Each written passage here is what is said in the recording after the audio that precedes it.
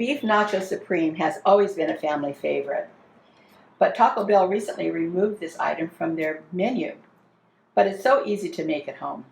To make Beef Nacho Supreme, you'll start with yellow corn tortillas, a pound of hamburger meat that's been cooked and seasoned with your favorite taco seasoning, some refried beans.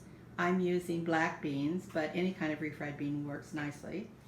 A Mexican-style rustic cut cheese, some chopped tomatoes, chopped green onions, and the topping will be a sour cream to which I've added a little bit of lime juice to dilute it a little bit. And you'll need a cookie sheet lined in parchment paper and a 400-degree preheated oven. I've browned and seasoned my ground beef, and it's looking really good. You kind of want to break this up and crumble it up as much as you can.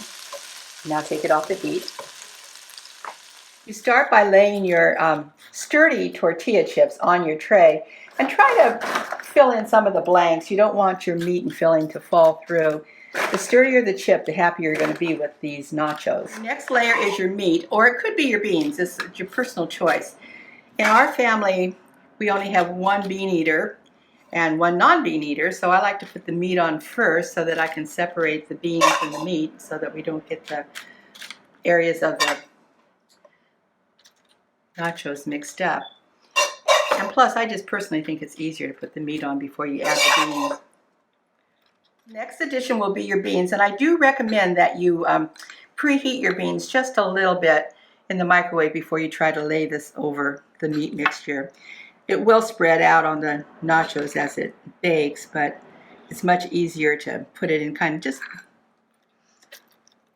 little droplets here and there where you want the beans.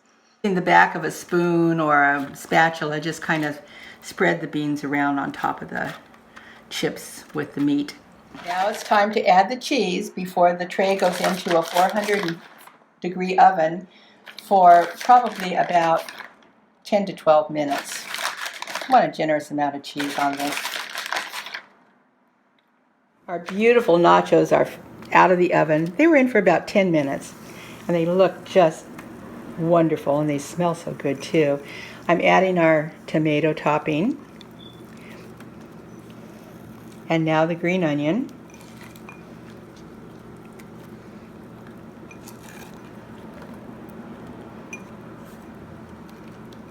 I've added lime juice to my sour cream and mixed it well so that it's a little bit more drizzable.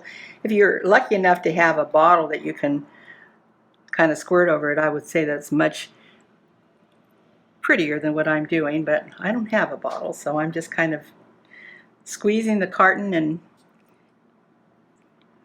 adding my own topping.